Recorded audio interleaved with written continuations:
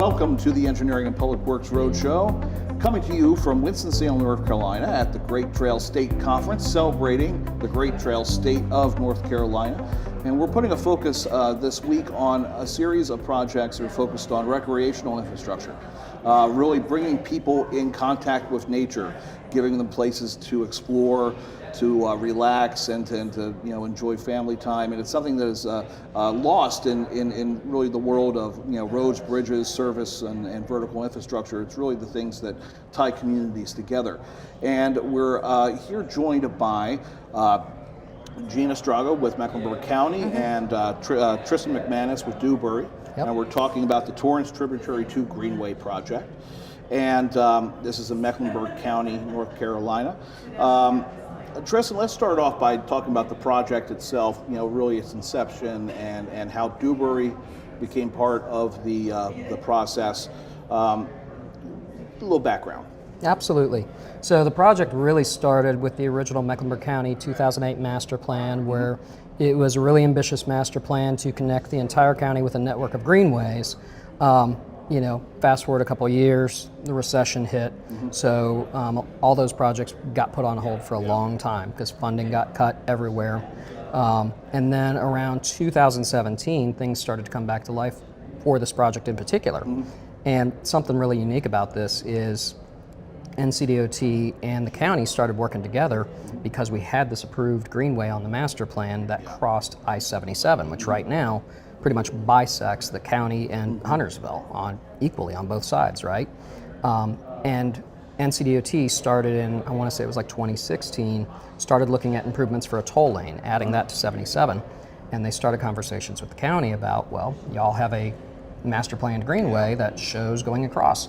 How are we going to do that? So that was the very first start of this. So NCDOT actually incorporated a tunnel under 77 with those toll lane improvements to allow that connection to occur. Then the project kind of sat for a couple of years, and then the county was able to find funding for it, issued a formal RFQ, and that would have been right around 2019, I believe. And we were selected for that, fortunate to be selected for that. Started the design process at that point, and then it's basically from that point until back in June we had the ribbon cutting ceremony. So it's been a long but rewarding process for sure. Yeah, I mean, Gina, you came into the project as it was ongoing. What does it mean for the county to be able to have this greenway and to have this connection now for communities? Well, that is really, I think, one of the big messages of what the goals of the master plan and our greenway networks are, is we want to be able to connect all these greenways eventually, because if they're just little sections of trail every so often, it doesn't make as much of an impact. So this trail in particular, we haven't been able to cross under a major highway before and bring the community on the east side of Huntersville over to the west side. And Huntersville does have a really great existing connected network. So this is a huge deal for the community up there, and just, I think, what it means for us being able to make progress on these greenway goals in general. So. Yeah, that's a really big, I think, thing to point out, is the fact that there are so many networks of existing greenways that if they're not tied together, then you have this big gap. That's really it's have that connection between communities, right? So, and it's giving people who usually might not have that access to recreational activities or the outdoor space, giving them the possibility to get out there and improve their quality of life. Yeah. I think the county. We do have a lot of greenways all over the county right now that might not necessarily be connected yet, but I think there's a good balance of there being greenways in areas where people, it's spread out enough that no matter where you live, you have access to greenway, even if it's not connected yet. Because if you're just building it in one section and building out from there, everyone over here, it's hard to get to that connection. But now we're starting to get to a point where they're all starting to tie together. So. One big connected network. Right. Well, and I think too, one really great thing we've heard throughout the completion of this project now, we know people who work right in downtown Huntersville. Prior to this project happening, they only had the downtown Greenway, which was about 1.25 miles that they could go for a walk on during lunch. So they'd make multiple passes up and down the Greenway sometimes. Now that they've got this connection through Torrence, it actually takes them through to the existing Torrence Greenway, and now they've got access to easily 15 miles or so, so they can actually go all the way out if they want and come all the way back in. And we've heard they love having that connectivity now. Yeah. It's one of those things where we talk about, needing to get out there and needing to get more active space and, activity. And these are the things that'll actually allow people to do it. And ease and convenience of use is a big thing too, right? Because one of the big impediments is just not having the ability to be able to walk out your door and have access to 15 plus miles of active greenway. Right. Yep. How does this, Gina, fit into the broader and longer scope for the county? Well, I think, it for one thing, like we were saying, getting under 77 opens up this whole new world of greenways that we can connect in from there. So, I mean, this trail was a big extension that made, I guess it overcame a big obstacle, getting on the other side of 77. Yeah. So. That was a big obstacle. Were there any other challenges that I'm sure there were, but what comes to mind as challenges in the design phase of actually getting this all taken care of? There were a few, and I'm sure Gina's going to throw in a few more here, but it's hard to point to any one thing. The really cool thing about this greenway, it's located in a terrain that's really unique in that you don't typically find it out in the Piedmont where we are. You've got rock outcrops and you've got some fairly steep terrain going up to the existing developments. So it almost starts to feel like you're getting into the foothills of western North Carolina at points. So one of the big things is dealing with the big rock outcrops, which it's great. Now we can bring people down there. They can see these massive boulders that have been there for eons, right?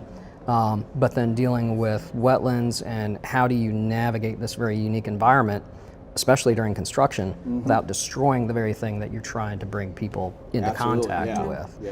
So I mean, from an environmental standpoint, those were the main ones, is rocks, and then you've got extensive wetlands. I know community, I mean, what you and Jen had to engage with some of the other stakeholder groups, that was a whole nother set of challenges. That's actually really, before we go into that, I was going to mention that a lot of times people who are outside of the industry think, okay, engineers and designers are sitting at tables and computers and doing things. They don't realize how much stakeholder input and how much interaction happens. So on that point, I mean, how did that process work with engaging and enrolling all these groups? Well, we talked about this the other day, that there was just a extraordinary amount of stakeholders involved with this project, which isn't necessarily a bad thing. I mean, it's good having input from as many different groups as you can, so you're fitting the needs of everybody, but it obviously compounds the amount of time that you need to spend talking to people and getting input and feedback, and not just in the first run where you go through the design, but once we get into construction, if anything comes up that has to change, you're standing there thinking, what are the implications of doing this design change, and who do we need to talk to now? And it's that, I mean, it just complicates it. But it's it's definitely an exercise, and there's the technical side, but there's also the people aspect of it, where you need to be able to communicate at the right time, the right way, make sure that they're getting the feedback that they need afterwards, and making sure they're being heard, because if you're not getting that feedback, then you're going to run into more trouble. Absolutely. So it's all part of it, but I think it's a good thing. You're getting a lot more perspectives when you have more stakeholders. So, Absolutely. One of the things that we look at with the Roadshow, of course, is the future generation of the next generation of people in getting involved, because we have a shortage of engineers, shortage of people getting into this area. From the county's perspective, from I guess more of the owner-operator kind of side, what would you say to people out there who are looking at careers, in this area, in the built environment, let's say, or asset management? What would you say to them as why this would be a good thing to get into? What for you? How did you find your way in? As you're a PE, you're a professional engineer. How do you find yourself getting involved? Yeah, well, I kind of, I wish I wasn't admitting it this way, but I kind of stumbled into Greenways. The first firm that I worked with had a Greenway team, and they just so happened to have a need for extra help. So that's how I got into it. But my background is environmental engineering. That was my degree from Clemson. So I had an interest in the environmental aspect of it before I started my career. But I think anybody anybody can say, you know, they like being outside. Yeah. Like when it's nice weather, when it's the fall or the spring especially, it's great. And I think really during COVID that opened people's eyes to how important it was and how much of a difference it can make in your mood and your mental health and your physical health, like being able to be outside and have access to free exercise too. Yeah. So, you know, I think it's there's a lot of different routes that you can take to get involved with these kind of projects. And my background was environmental engineering. I came out of school kind of more in a civil path, but you know, my path kind of just led me into trail design. Yeah. But you don't have to be a civil engineer. I mean, we work with geotechs. If you're involved in more of the construction side, you can get into the, you know, construction business, but I lost where I was going with that. Yeah, no, it's okay. Well, I mean, Tristan, you mentioned the fact that you're a landscape architect with Dewberry. Yep. And you know, how did you find your way into the industry? Because you said you didn't even know it was an option. Yeah, I mean, honestly, I did not know landscape architecture was a path until it was late in high school, and I was trying to figure out, like, what do I want to go to college to do? Yeah. And I had to start doing, you know, research and figuring it out because nobody was coming to me and telling me civil engineering or landscape architecture was even an option, right? But I knew I was always really good at math and science, always had an artistic streak, had to have that creative outlet with what I do, right?